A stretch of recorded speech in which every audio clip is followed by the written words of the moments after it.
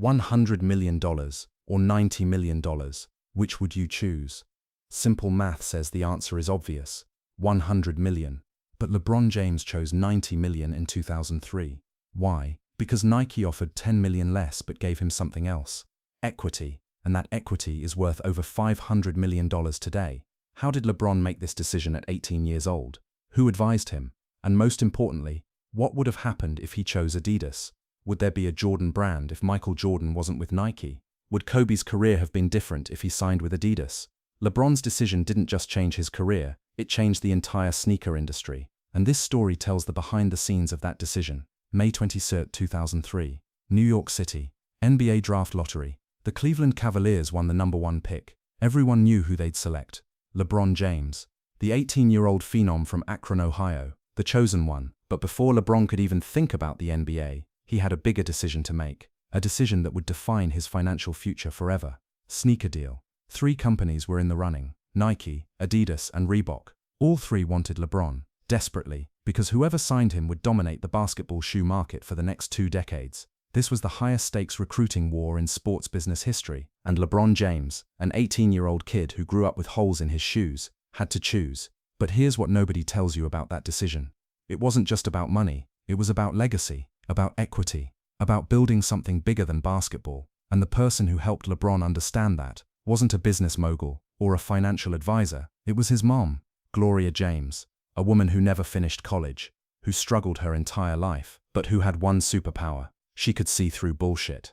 This is the story of how LeBron James turned down more money to make a decision that would eventually make him a billionaire. But first, you need to understand where LeBron came from, because that context changes everything. Akron, Ohio. Gloria James was 16 years old when she got pregnant with LeBron. The father, Anthony McClelland, disappeared. Gloria was alone, no support, no money, no home. She gave birth to LeBron on December 30, 1984, and from day one, their life was chaos. They moved constantly, 12 different apartments in LeBron's first 9 years of life. Sometimes they had electricity, sometimes they didn't, sometimes they had food, sometimes they didn't. Gloria worked whatever jobs she could find, waitressing, cleaning, anything to keep them afloat. But it was never enough. One winter, when LeBron was 7 years old, they were living in a 1-bedroom apartment in Elizabeth Park, one of Akron's roughest neighborhoods. The heat was shut off because Gloria couldn't pay the bill. It was December, freezing cold. LeBron remembers wrapping himself in every piece of clothing he owned just to sleep. He remembers his mum crying in the bathroom, thinking he couldn't hear, but he could hear, and it broke his heart. The next morning, Gloria woke LeBron up early. "Baby, we gotta go." "Where?" LeBron asked. "Somewhere warmer." They packed everything they owned, which fit into 2 garbage bags, and walked to a friend's house 3 miles away. That friend let them sleep on the couch for 2 weeks. Then they moved again, and again, and again. By age 9, LeBron had attended 5 different elementary schools. He missed 83 days of 4th grade alone, not because he was sick, but because they had no stable home, no routine, no structure. Teachers noticed. One teacher, Miss Walker, pulled Gloria aside.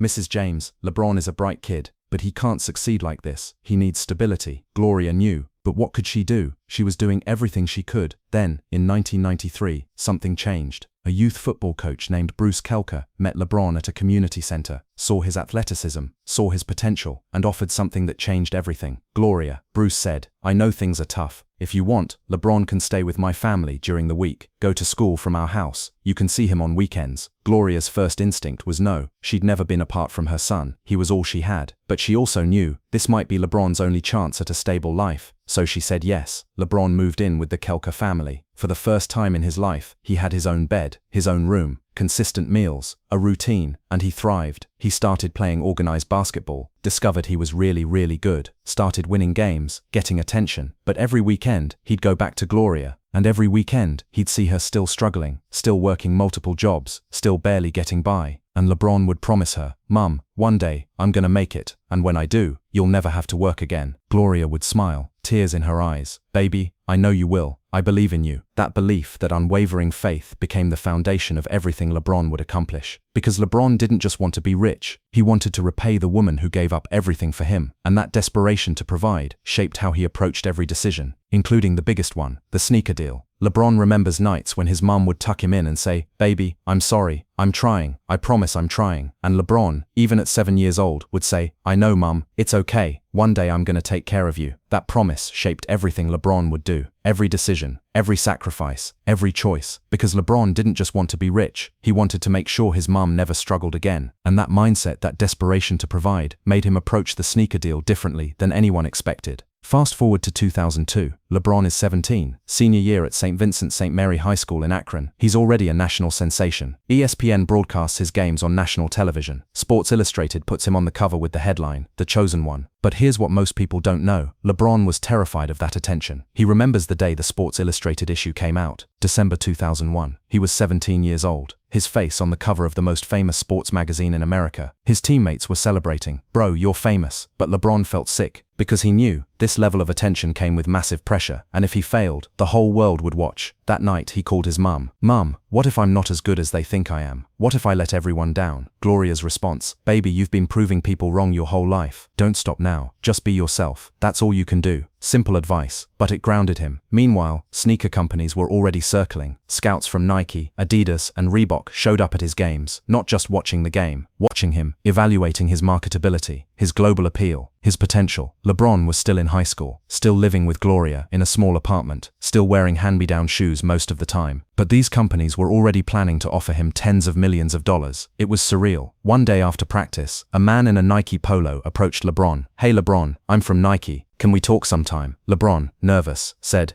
"Yeah, I guess. Great. We'd love to meet with you and your mom. No pressure, just a conversation." LeBron told Gloria about it that night. Her response surprised him. "Okay, but we're not rushing into anything. We listen to everyone, we compare, we think, then we decide. This is the biggest decision of your life, LeBron. We're going to do it right." Gloria didn't have a business degree, didn't have experience negotiating multi-million-dollar contracts, but she had something more valuable, common sense, and an unwillingness to be rushed or manipulated. That approach would prove to be genius. But there's a problem. LeBron can't sign anything yet. He's still in high school. NCAA rules, amateur status, all that. But everyone knows, the moment LeBron declares for the NBA draft, the bidding war begins. Nike sends a representative to Akron, a quiet meeting, no press. Just LeBron, Gloria, and a Nike executive. The pitch is simple. "We want you to be the face of Nike basketball. We'll make you bigger than Kobe, bigger than anyone." LeBron listens, intrigued, flattered, but Gloria asks the question that changes everything. What happens when he stops playing basketball? The Nike executive pauses. "What do you mean?" "I mean," Gloria says, "basketball doesn't last forever. LeBron might play 15, maybe 20 years. Then what? Does the money stop? Do the opportunities stop? Or does he have something permanent?" The executive doesn't have a good answer. He talks about endorsement extensions, appearance fees, maybe some consulting work. But Gloria can tell, it's not a real answer. It's corporate speak. Gloria thanks him for his time. Meeting over. LeBron is confused. "Mom, that was Nike. They're huge. Why'd you cut it short?" "Because," Gloria says, "they didn't answer my question. And if they can't answer that question, they're not the right partner. Not yet." That question, "Then what?" became the foundation of LeBron's negotiation strategy. Because Gloria understood something most people don't. Athletes are assets with expiration dates. But businesses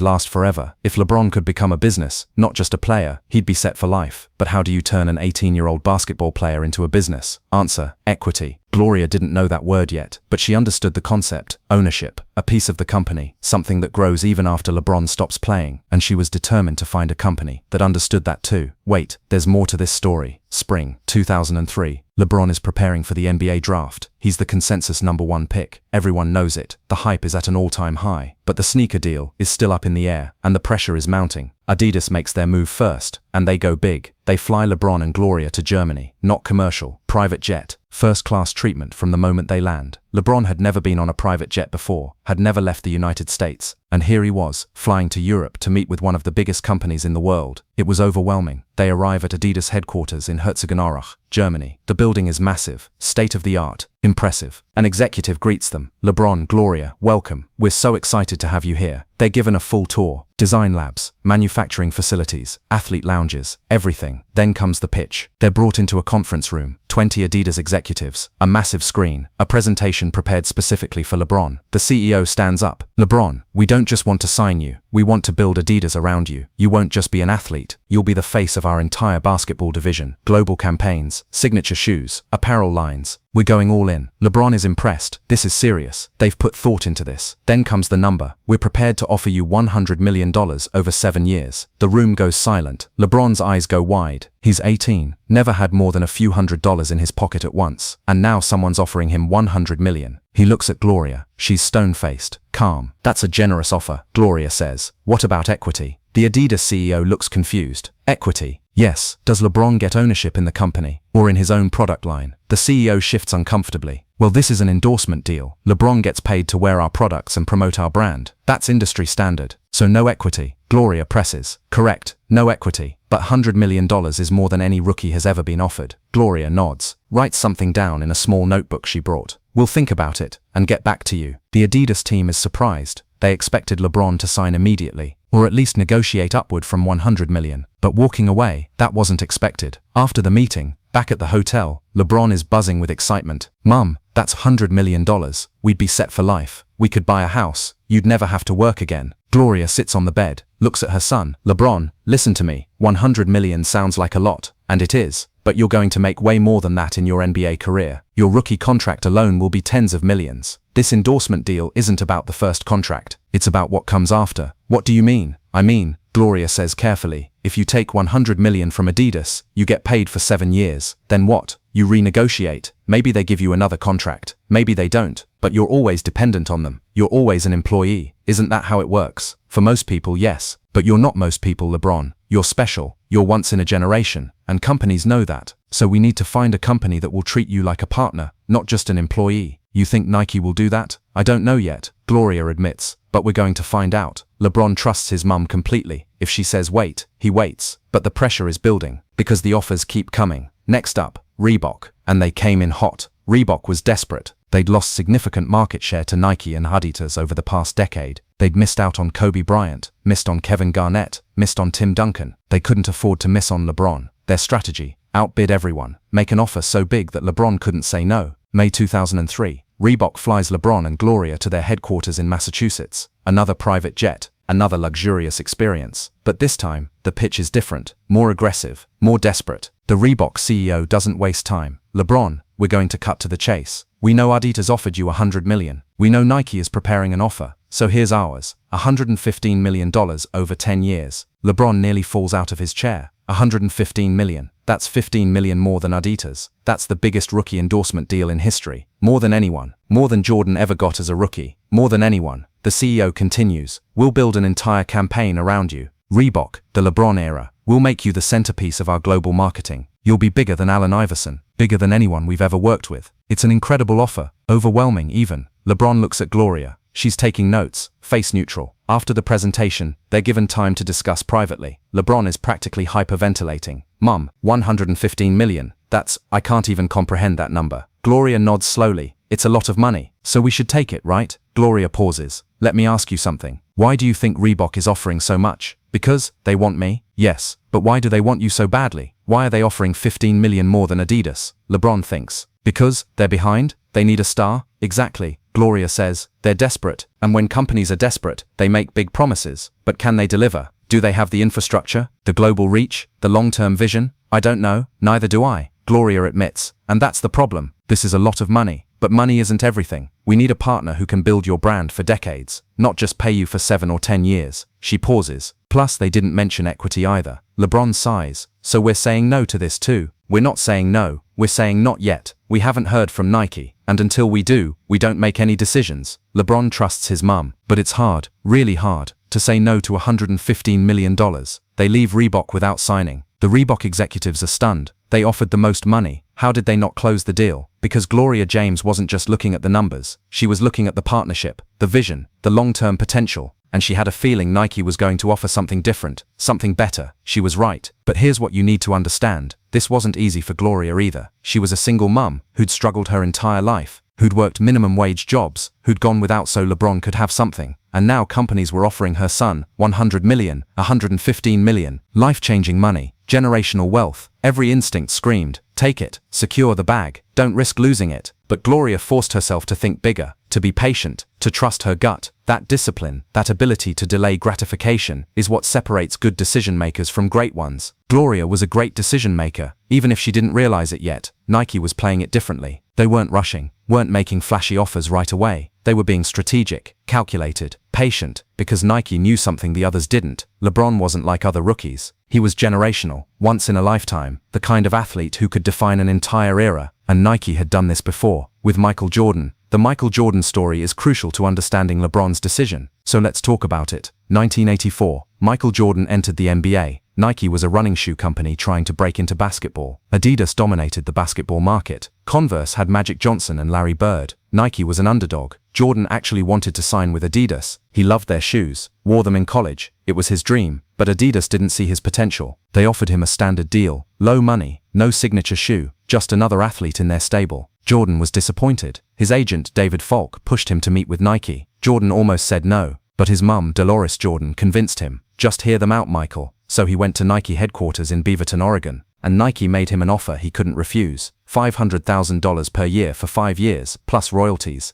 And this was the game changer, his own signature shoe line, the Air Jordan line. Jordan was skeptical. My own shoe line? Nobody does that for rookies. Nike's pitch: you're not just any rookie, you're going to be the best, and we want to build something with you, not just pay you, build with you. Jordan signed with Nike. The Air Jordan 1 launched in 1985, initially banned by the NBA for violating uniform rules, which Nike turned into brilliant marketing. Banned by the NBA, worn by Michael Jordan, the shoes sold out instantly, generated $126 million in revenue in the first year alone. Over the next 2 decades, Air Jordan became a cultural phenomenon, a billion-dollar brand. And Michael Jordan, he's made over $1.8 billion from his Nike deal, more money than he ever made playing basketball, all because Nike offered him equity, ownership, a partnership. That's the model Nike wanted to replicate with LeBron. But there was a problem. Would LeBron understand the vision? Would he have the patience to see beyond the immediate cash? That's where Gloria came in. Nike's leadership knew, if they could convince Gloria, they could convince LeBron. So they prepared a pitch specifically designed for her. Not flashy, not desperate, just honest, strategic, long-term focused. They scheduled a meeting, June 2003, Beaverton, Oregon, Nike headquarters, the most important business meeting of LeBron James's life, and he was 18 years old. June 2003, Beaverton, Oregon, Nike headquarters, LeBron and Gloria fly out. Private meeting with Nike executives. Phil Knight, Nike's co-founder, is in the room. This isn't a flashy presentation, it's a conversation. Phil Knight starts: LeBron, I'm not going to bullshit you. Adidas and Reebok are offering you more money up front. I know that, but let me tell you what we're offering you instead. LeBron leans forward. We're offering you a partnership, not just an endorsement, a partnership. You won't just be a Nike athlete, you'll be a Nike partner. We'll build a signature line around you. LeBron James shoes, LeBron apparel, and here's the key, you'll own a piece of it. Equity. Gloria asks. Yes, equity. You'll get royalties on every product sold, and if we hit certain sales milestones, you'll get stock options in Nike. LeBron doesn't fully understand what that means yet, but Gloria does. She asks, how much equity? Phil Knight smiles. That depends on how successful we are together. But I'll tell you this, Michael Jordan is worth billions because of his Nike deal, not because of his NBA salary, because of Nike. And we want to do the same for you. The room goes quiet. LeBron looks at Gloria. Gloria looks at Phil Knight. What's the cash offer? Gloria asks. 90 million. 7 years. 10 million less than Adidas. 25 million less than Reebok. But with equity, with ownership, with long-term potential. Gloria doesn't answer immediately. We need time to think. That night, in their hotel room in Oregon, LeBron and Gloria had one of the most important conversations of their lives. They'd just left the Nike meeting. The $90 million offer with equity was on the table, but so was Reebok's $115 million, and Adidas' $100 million. LeBron was torn, confused, overwhelmed. Mom, they're offering less money, 25 million less than Reebok, 10 million less than Adidas. How can we justify that? Gloria sat on the edge of the bed, looked her son in the eyes. LeBron, baby, let me ask you something. Why do you play basketball? LeBron was caught off guard. What do you mean? I mean, why do you love this game? What drives you?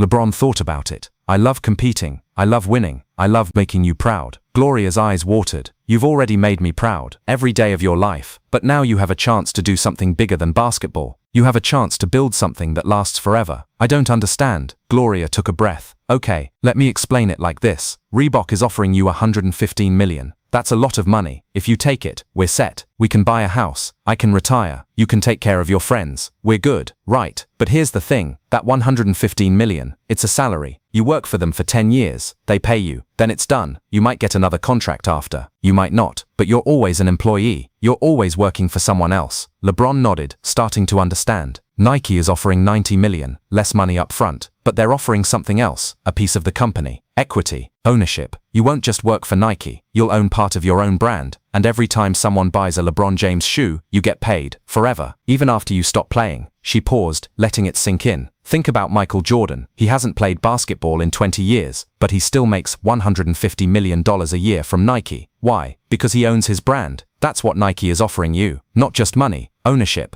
LeBron was quiet, processing. Gloria continued, I know 90 million sounds like less than 115 million, and it is, right now, but in 10 years, 20 years, that 90 million with equity will be worth way more, because you're not just betting on the deal, you're betting on yourself, and I know you're going to be great, so why wouldn't we bet on that? LeBron felt a weight lift. His mum was right, this wasn't about the biggest number, this was about the smartest decision. So you think we should take Nike? I think, Gloria said carefully, we should take the deal that gives you the most control over your own future. And that's Nike. LeBron nodded. Okay, let's do it. But Gloria wasn't done. There's one more thing, LeBron. This decision will define how people see you. If you take the biggest offer, people will respect that. You got the bag. But if you take the smartest offer, the one with equity, people will see you differently. They'll see you as a businessman, someone who thinks long-term, someone who understands value beyond just money. Does that matter? It matters for your legacy, Gloria said. You're not just going to be a basketball player, you're going to be a mogul, an icon, someone who opens doors for the next generation. And that starts with making smart decisions. Not easy decisions, smart ones. LeBron understood. This was bigger than basketball, bigger than money. This was about legacy. All right, Mom, I trust you. Let's call Nike tomorrow. That night, LeBron barely slept. He kept thinking about the decision, the weight of it, the implications. But when he woke up the next morning, he felt at peace. Because he knew he was making the right choice, not the easy choice, the right choice. And that made all the difference. But here's what you need to understand. This wasn't just a business decision. This was a life decision, because LeBron's entire identity was wrapped up in providing for his mother. He'd spent his whole childhood watching her struggle, watching her work multiple jobs, watching her sacrifice everything for him. And now, he had the chance to change that, to give her financial security forever. But Gloria wasn't thinking short-term. She was thinking generational wealth, the kind of wealth that lasts beyond LeBron's playing career. That's the difference between being rich and being wealthy. Pay attention now, because this is where the decision gets made. June 2003, LeBron calls Nike. We're in. Let's do the deal. Nike is thrilled. They immediately start working on the contract. Lawyers, agents, executives, everyone involved. The contract negotiation takes 3 weeks. Every detail matters. Every clause is scrutinized. 90 million over 7 years, that's the base. But here's where it gets interesting. The equity structure. Nike proposes a tiered royalty system, minus years 1-3, standard endorsement fee plus 5% royalty on LeBron-branded products. Years 4-7, endorsement fee plus 7% royalty. Bonus, if LeBron line generates over 100 million in annual revenue, he gets Nike stock options. LeBron's team negotiates hard. They want more. Higher royalty percentage, more stock options, better terms. Nike pushes back. This is already more than we've given anyone except Michael Jordan. Gloria steps in. Then make LeBron your next Michael Jordan. Give him the same terms Michael has now. It's a bold ask. Audacious, even. But Nike agrees. With one condition, LeBron has to commit to Nike for life. No jumping to Adidas or Reebok later. LeBron and Gloria discuss it. A lifetime commitment at 18. That's huge. But Gloria sees it differently. If Nike is willing to commit to you for life, that means they believe in you long term. That's the partner we want. LeBron agrees. The final contract is structured like this. Minus 90 million guaranteed over 7 years. 8% royalty on all LeBron-branded footwear and apparel. Stock options that vest over 10 years, tied to sales performance. A clause that if LeBron becomes one of the top 3 signature athletes at Nike, measured by revenue, his royalty percentage increases to 10%. Full creative control over shoe design and marketing campaigns. And the kicker, a lifetime extension clause that guarantees LeBron will always have a deal with Nike, with terms renegotiated every 5 years based on performance. It's the most comprehensive rookie endorsement deal in sports history, not because of the upfront money, but because of the structure, the equity, the long-term vision. The contract is signed. June 18, 2003, LeBron James officially becomes a Nike athlete. The press conference is held in Akron, LeBron's hometown. Nike wants to emphasize his roots, his story. LeBron stands at the podium, Nike swoosh behind him. Gloria is in the front row, tears in her eyes. A reporter asks, LeBron, Reebok offered more money. Why did you choose Nike? LeBron smiles, looks at his mum, then says, this decision wasn't just about money, it was about partnership. Nike believes in me long term. They're giving me equity, ownership, a chance to build something that lasts forever, and that's worth more than a few extra million up front. Another reporter, do you feel pressure to live up to this deal? Absolutely, LeBron admits. But pressure is something I've dealt with my whole life. I'm ready for it. One more question. What's your goal with this Nike partnership? LeBron thinks for a moment. I want to build the next Jordan brand. I want kids 20 years from now to wear my shoes and feel inspired. I want to prove that a kid from Akron can change the world. That's the goal. The room erupts in applause. Nike executives in the back are smiling. They know. They just signed a future icon. Adidas and Reebok executives watching from their offices are furious. They offered more money. How did they lose? Because they didn't understand what LeBron and Gloria were really after. Legacy, not just a paycheck. And Nike gave them that. But here's the twist. Even Nike didn't fully understand how big this would become. Nobody did. The first LeBron shoe, Air Zoom Generation, launched in December 2003. Retail price, $110. High for a rookie shoe. Nike was nervous. Would people pay that much for an unproven player? They sold out in 24 hours. Every colorway, every size, gone. Nike executives were stunned. They'd underestimated demand massively. They ramped up production, released more colorways. By the end of 2003, the Air Zoom Generation had generated over $50 million in revenue, just from one shoe, in 1 month. LeBron's 8% royalty, he made $4 million in 1 month, on top of his guaranteed endorsement fee. And this was just the beginning. 2004, LeBron Tour launches, even more popular, $110 million in revenue. LeBron's cut, $8.8 million. 2005, LeBron Tour, $150 million in revenue. LeBron's cut, $12 million. By 2007, the LeBron line was generating over $300 million annually. LeBron was earning over $24 million per year, just from shoe sales, not including his base endorsement fee, not including his NBA salary. And remember, he also had stock options. Nike's stock price in 2003, $12 per share. Nike's stock price in 2010, $75 per share. LeBron's stock options, which he exercised over time, were worth tens of millions. By 2010, LeBron's total earnings from the Nike deal, over $200 million, in 7 years. He'd made double his guaranteed contract, and the deal was just getting started. Meanwhile, if he'd signed with Reebok for a $115 million over 10 years, he'd have made $115 million total. No equity, no stock options, no royalties. The difference, over $85 million, and counting. Gloria's decision to push for equity had made LeBron an extra $85 million in just 7 years. That's the power of ownership. But wait, the story gets even better. 2015, LeBron has been with Nike for 12 years. His deal is set to expire in 2017. Other companies start circling. Adidas wants him back. Under Armour makes a pitch. Even Reebok, now owned by Adidas, reaches out. But LeBron isn't interested in leaving Nike. The partnership has been too successful, too lucrative, too iconic. Nike knows this. But they also know LeBron could test free agency, could leverage other offers. So Nike does something unprecedented. They offer LeBron a lifetime deal. Not 7 years, not 10 years, lifetime. The terms are not publicly disclosed, but reports estimate the deal is worth over $1 billion. That's billion, with a B. The deal includes, guaranteed annual payments for life, continued royalties on all LeBron products, estimated 10–15% at this point, continued stock options, and here's the kicker, LeBron gets his own sub-brand within Nike. Similar to Jordan brand, LeBron James becomes only the 3rd athlete in Nike history to get a lifetime deal. The other two, Michael Jordan and Cristiano Ronaldo, that's the company LeBron is in. December 7, 2015, Nike announces the lifetime deal. The press release reads, "We're thrilled to announce that we've extended our partnership with LeBron James. He is one of the greatest athletes of all time, and we're proud to continue building his legacy together." LeBron posts on social media, "I'm humbled and grateful. Thank you Nike for believing in me. This is just the beginning." Analysts estimate the deal could be worth up to $1.5 billion over LeBron's lifetime, depending on sales performance. Think about that trajectory. Mine since 2003, $90 million over 7 years. Mine since 3, $1+ billion over lifetime. From $90 million to $1 billion. All because of one decision, made at 18 years old, with his mum by his side.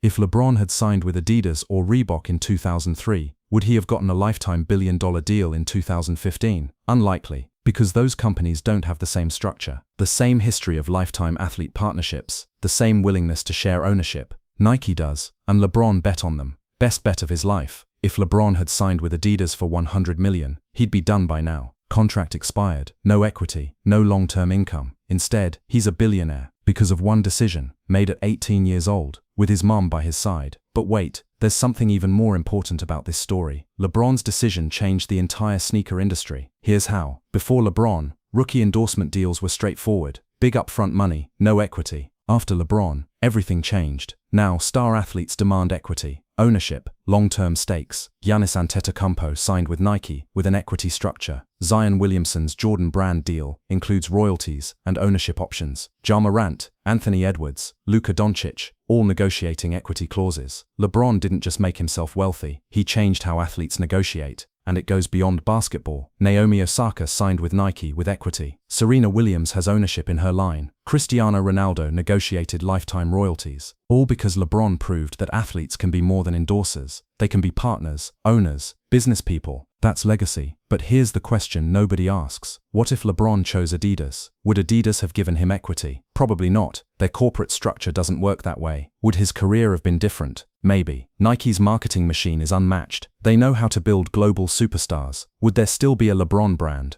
Hard to say. Adidas has never created an athlete-owned sub-brand like Jordan brand or LeBron's line. In an alternate universe, LeBron signs with Adidas for $100 million, makes good money, has a solid career, but retires without generational wealth, without ownership, without a billion-dollar empire. That's the difference between a good decision and a great decision. And Gloria James, a woman who never went to business school, understood that. Let's talk about the people who made this possible. Gloria James gets most of the credit, and she deserves it. She's the one who asked about equity, who pushed for long-term thinking. But there were others. Maverick Carter, LeBron's childhood friend and business manager. Even at 21, Maverick understood branding. He helped LeBron see the big picture. Rich Paul, another childhood friend who would later become one of the most powerful agents in sports. He was in those early meetings, learning, observing. Aaron Goodwin, LeBron's first agent. He negotiated the Nike deal and made sure the equity clauses were ironclad. This wasn't just LeBron making a decision. It was a team, a family, all working together to build something bigger than basketball. And that's the lesson. Great decisions aren't made alone. They're made with trusted advisors who have your best interests at heart. LeBron had that, and it made all the difference. Now, let's talk about what happened after the Nike deal. 2003, 2010, LeBron becomes a global superstar. His shoes sell out. His jerseys are everywhere. Nike markets him brilliantly. 2010, the decision. LeBron leaves Cleveland for Miami. Public backlash is massive. People burn his jerseys. Nike stands by him. That loyalty matters. Adidas or Reebok might have wavered. Nike didn't. 2012, 2013, LeBron wins 2 championships with Miami. Nike releases the LeBron X, advanced technology, huge sales. 2014, LeBron returns to Cleveland. Nike launches the Homecoming campaign. Brilliant marketing. 2015, LeBron signs a lifetime deal with Nike. First lifetime deal in company history since Michael Jordan. Estimated value, over $1 billion. Think about that. In 12 years, LeBron went from a $90 million deal to a $1 billion lifetime partnership. That's what happens when you own equity, when you build a brand, when you think long-term. 2020, LeBron's net worth surpasses $500 million. 2021, LeBron becomes a billionaire. Active athlete, still playing, billionaire. How? NBA salary, sure, but most of it, Nike, equity, ownership, royalties. If he'd signed with Adidas or Reebok, he'd be wealthy, but not billionaire wealthy. That's the power of one decision. You won't believe what comes next. Let's compare LeBron's path to other athletes who made different choices. Derrick Rose, signed with Adidas in 2012. Big money, no equity. After injuries derailed his career, the Adidas deal ended. No long-term income. James Harden, signed with Adidas, eventually left for his own brand. Had to fight for ownership, got it eventually, but it took years. Kevin Durant, signed with Nike, then left for Under Armour and more money, regretted it, came back to Nike recently. Stephen Curry, signed with Under Armour, got equity, smart move, but Under Armour struggled as a company, so the value didn't grow like Nike's did. LeBron's decision wasn't just about choosing Nike, it was about choosing the right partner, the company with the infrastructure, the marketing power, and the willingness to share ownership. Nike checked all those boxes, and LeBron bet on them, and they bet on him. That mutual bet is worth over $1 billion today. But here's the deeper lesson. LeBron understood something at 18 that most people never learn. Your value isn't just what someone pays you today, it's what you can build over time. Adidas offered more cash up front, but Nike offered a platform, a partnership, a future. LeBron chose the future, and that choice made him a billionaire. This is the part that changes how you think about decisions. LeBron's Nike decision teaches us 3 critical lessons. Lesson 1, short-term money versus long-term wealth. Most people optimize for immediate cash, bigger salary, bigger bonus, bigger payout. But wealthy people optimize for equity, ownership, assets that grow over time. LeBron could have taken $100 million from Adidas, but he took $90 million from Nike with equity. That $10 million difference is now worth $500 million. Think about that next time you negotiate a job offer. Is the higher salary worth it? Or should you take less cash for more stock options? Lesson 2. Choose your partners carefully. LeBron didn't just choose Nike because they offered equity. He chose them because they had the infrastructure to build his brand globally. Nike had experience with Jordan Brand. They knew how to create athlete empires. Adidas didn't have that track record. The partner matters as much as the deal. Lesson 3. Listen to people who have your best interests at heart. Gloria James didn't have an MBA, but she had something more valuable. She loved her son and wanted what was best for him. She asked the right questions, pushed for long-term thinking, didn't get seduced by big numbers. LeBron trusted her, and that trust paid off. Surround yourself with people who care about your long-term success, not just short-term gains. These 3 lessons apply to everyone, not just athletes, not just celebrities, everyone. Because we all face decisions where we have to choose between more money now or more value later, and the people who choose value, they're the ones who build generational wealth. Fast forward to 2024. LeBron James is 39 years old, still playing in the NBA, still dominant, still relevant. But here's what's even more impressive. His Nike deal is still generating massive income. Even if he retired tomorrow, the checks would keep coming. That's passive income. That's ownership. That's wealth. And it all traces back to one decision in 2003, 90 million versus 100 million. He chose the smaller number and became a billionaire. Would you have made the same choice? Most people wouldn't. Most people see 100 million and take it immediately. But LeBron and Gloria saw past the numbers. They saw the opportunity, the potential, the future, and they bet on it. That's what separates good decision makers from great ones. Great decision makers don't just look at what's in front of them. They envision what could be. LeBron envisioned $1 billion empire, and he built it, all because of one decision at 18 years old. The final lesson: your biggest decisions will feel scary in the moment. Turning down 100 million for 90 million felt insane. Even LeBron had doubts, but Gloria kept him focused, reminded him of the long game, and that long game paid off in ways nobody could have imagined. Today, LeBron's business empire includes minus Nike, lifetime deal, $1 billion, Spring Hill Company, entertainment, $300 million value, Blaze Pizza ownership, $40 million, Liverpool FC ownership stake, $100 million, real estate portfolio, $100 million, various investments, $200 million, total net worth, $1.2 billion. And it all started with that Nike deal, that decision to take less cash for more equity, that decision to bet on himself, that decision to trust his mom. So here's the question for you. When you face your own 90 million versus 100 million moment, what will you choose? Will you take the bigger immediate payout? Or will you bet on your long-term potential? Will you optimize for cash? Or will you optimize for ownership? Will you think short-term? Or will you think generational? LeBron chose wisely, and it made him a billionaire. The choice is yours.